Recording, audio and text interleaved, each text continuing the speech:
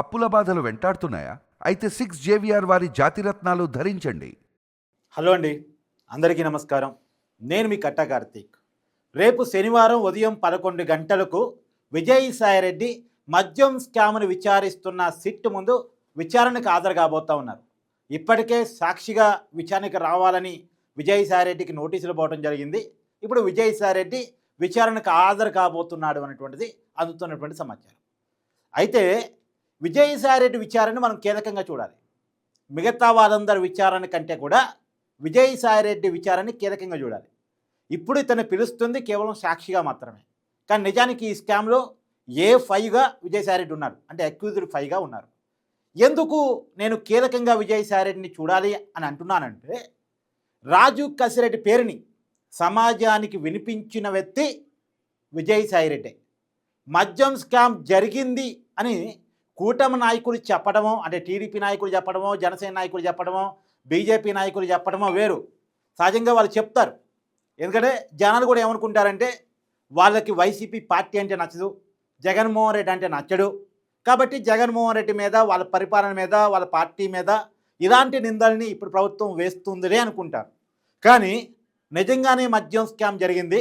దానికి కీలకమైనటువంటి పాత్రధారి, సూత్రధారి రాజు కసిరెడ్డి అనేటువంటి పేరుని విజయసాయిరెడ్డి బయటపెట్టాడు. బహిరంగంగా పబ్లిక్ ప్రెస్ మీట్లో బయటపెట్టాడు. అప్పటి నుంచి మద్యం స్కామ్ మీద రకరకాల చర్చలు స్టార్ట్ అయినాయి.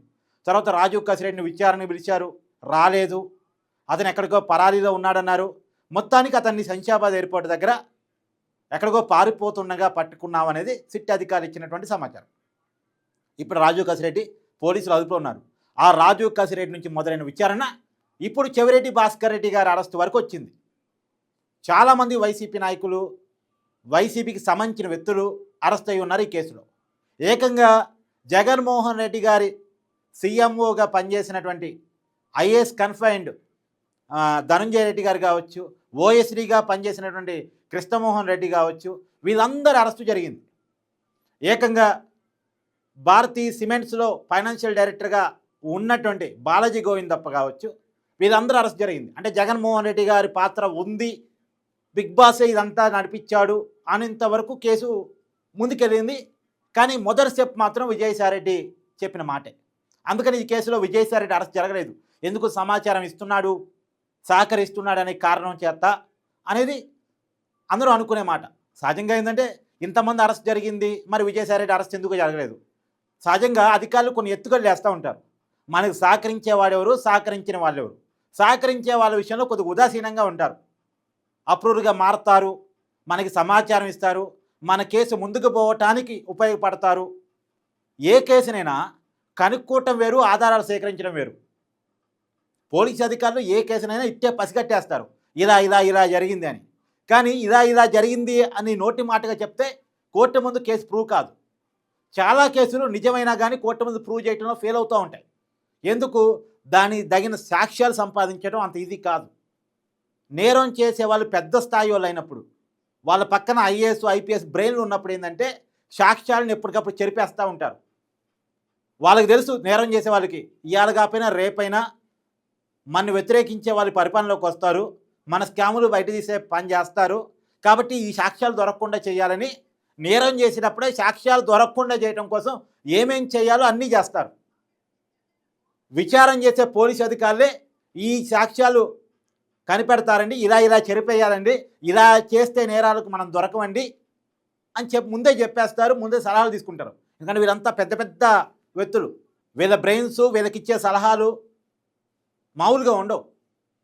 సో నేరం కనిపెట్టకుండా అలా అసలు విచారణ అధికారులు ఎలా విచారిస్తారో కూడా వీళ్ళకి ముందే తెలుసు.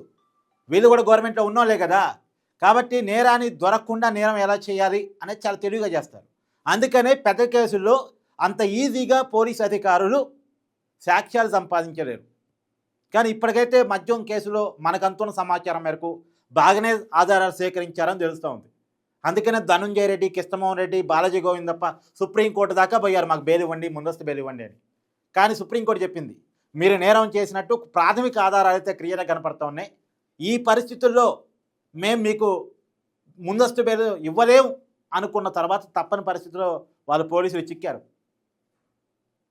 కాబట్టి మనం క్లియర్గా అనుకునేది ఏంటంటే ఇక సుప్రీంకోర్టు కూడా ఆ మాట చెప్పింది కాబట్టి కొంత సిట్టు దూకుడుగానే ఉంది, సాక్ష్యాలు సంపాదిస్తుంది అని అనుకోవడానికే స్కోప్ ఉంది. ఇప్పటివరకు ఈ కేసులో ఎవరికి కూడా బెయిల్స్ రాలేదు కాబట్టి సిట్టు బాగానే ముందుకెళ్తుంది అనేటువంటిది మనకు అర్థమవుతున్నమాట. ఇప్పుడు విజయసాయిరెడ్డి మరొకసారి విచారణకు హాజరుగాబోతా ఉన్నాడు. ఇప్పుడు ఎలాంటి వివరాలు అందించబోతున్నాడు, ఎలాంటి విషయాలు చెప్పబోతా ఉన్నాడు. ఇప్పటికే జగన్మోహన్ రెడ్డి గారి ఇంటి పక్కనే ఒక డెన్ను పెట్టుకొని ఒక అపార్ట్మెంటు ఫ్లాట్ తీసుకొని ఆ ఫ్లాట్ నుంచే డబ్బులు సప్లై మొత్తం జరిగింది అనేటువంటిది ఒంగోలు, నెల్లూరు, ఈ జిల్లాలు ఒక 2, 3, 4, 5 జిల్లాలు దాదాపు 32 అసెంబ్లీ నియోజకవర్గాలు, 3, 4 పార్లమెంటు స్థానాలకి డబ్బంతా మద్యం డబ్బే పంచారు. ఎన్నికల్లో సిద్ధం సభలకు కూడా డబ్బులు మద్యం స్కామ్లో వచ్చిన డబ్బులే. తర్వాత కొంత మద్యం డబ్బులతో చెవిరెడ్డి భాస్కర్ రెడ్డి గారు ఆఫ్రికాలో కంపెనీలు పెట్టడానికి, దుబాయ్లో కంపెనీలు పెట్టడానికి ట్రై చేశారు. ఆఫ్రికాలోకి అక్కడ కూడా వెళ్ళి చూసొచ్చారు. ఏదో ఇనుము కర్మాగారం, ఐరన్ ఫ్యాక్టరీ పెట్టాలనేది ఒక ప్రయత్నం జరిగింది.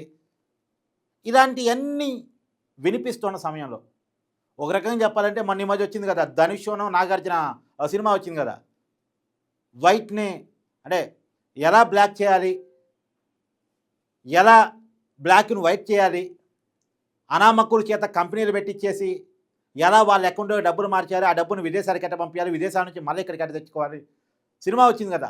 ఆ సినిమా రేంజ్లో మద్యం స్కామ్ జరిగింది అనేటువంటి విషయాలు బయటకు వస్తున్న సమయంలో ఇప్పుడు విజయసాయిరెడ్డి విచారణకు హాజరై ఏం చెప్తాడు అనేటువంటిది చాలా కీలకం.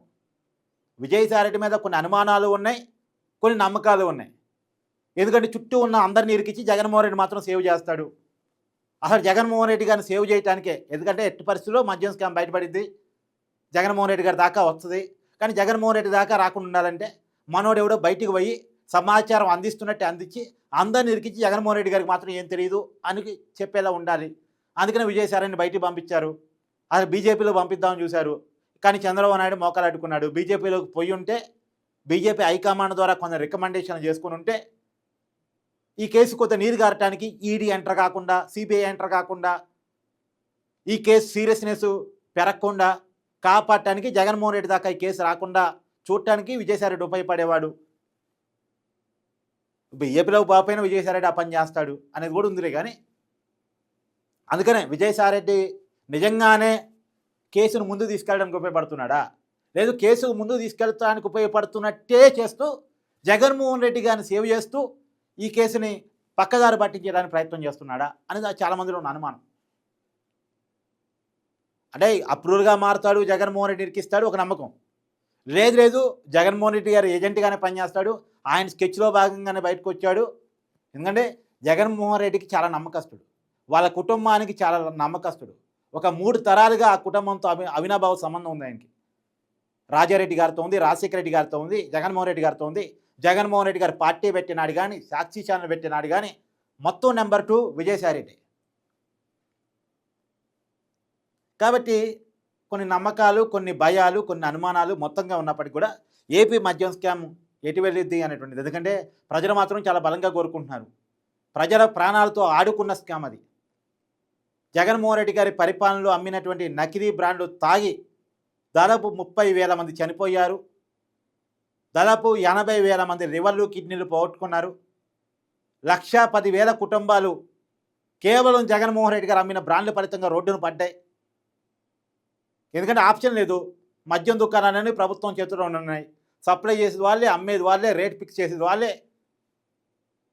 తాగాలనుకునే వాడికి వేరే ఆప్షన్ లేదు. తాగటానికి బానిసైనవాడు తాగితే అదే తాగాలి, లేకపోతే తాగటం మానేయాలి. తాగటం లేకుండా లేని వాడికి అది మాత్రమే తాగే ఆప్షను. అది తాగి ఆరోగ్యాలు పోగొట్టుకున్న వాళ్ళు, అది తాగి ప్రాణాలు పోగొట్టుకున్న వాళ్ళు ఆంధ్రప్రదేశ్లో అనేకం. నిన్న ఎవరో ఒక మంత్రి చెప్తున్నాడు, గత జగన్మోహన్ రెడ్డి గారి 5 సంవత్సరాల పరిపాలన కాలంలో చనిపోయిన వాళ్ళలో 80-90% మంది కేవలం ఈ మద్యం వల్ల జరిగిన మరణాలేనంట. కరోనా ఆంధ్రప్రదేశ్లో ఎంతమందిని చంపిందో అంతకంటే ఎక్కువ మందిని జగన్మోహన్ రెడ్డి గారు అమ్మినటువంటి నకిలీ మద్యం చంపిందంట. సరే, చంపటం ఒక భాగం, చంపినోళ్ళు కాక లివర్లు, కిడ్నీలు ఇవన్నీ పోగొట్టుకున్న వాళ్ళు ఇంకొక వైపు. కాబట్టి ఈ కేసు ఖచ్చితంగా తేల్చాలని సగటు ఆంధ్రప్రదేశ్ ప్రజలు కోరుకుంటున్నారు. ఎందుకంటే వాళ్ళ కళ్ళ ముందు జరిగింది ఇది.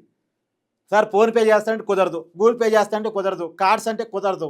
ఎందుకు? గూగుల్ పే, ఫోన్పే, కార్డ్స్ అయితే డైరెక్ట్ గవర్నమెంట్ అకౌంట్లో డబ్బులు పడతాయి, అలా పడకూడదు. క్యాష్ అండ్ క్యారీ పద్ధతి, మళ్ళీ ఆ డబ్బుని రకరకాలుగా మార్చుకుంటారు. అంటే ప్రజలకు తెలుస్తూ ప్రజల కళ్ళ ముందు జరిగినటువంటి స్కామ్. సంపూర్ణ మద్యపాన నిషేధం చేస్తానని అధికారంలోకి వచ్చి మద్యపాన నిషేధం చేయకపోగా మద్యం దుకాణాలని ప్రభుత్వం చేతిలో తీసుకొని అమ్మాలనుకున్న బ్రాండ్ మాత్రం అమ్మి తయారు చేసే సంస్థలు తన చేతిలో పెట్టుకున్నాడు, అమ్మే సంవత్సరాన్ని తన చేతిలోనే పెట్టుకున్నాడు. మొత్తానికి చాలా పెద్ద ఎత్తున స్కామ్ పాల్పడ్డాడు. ప్రజలు మాత్రం చచ్చిపోయారు. ఇప్పుడు విజయసాయిరెడ్డి నిజాలు చెప్తాడా, అబద్ధాలు చెప్తాడా? మీకు అనిపించినటువంటి అభిప్రాయాన్ని కూడా దయచేసి కామెంట్ చేయండి. రేపు విజయసాయిరెడ్డి ఏం చెప్తాడు అనేటువంటిది. బిగ్ బాస్ దాకా కేసు వస్తా రాదా?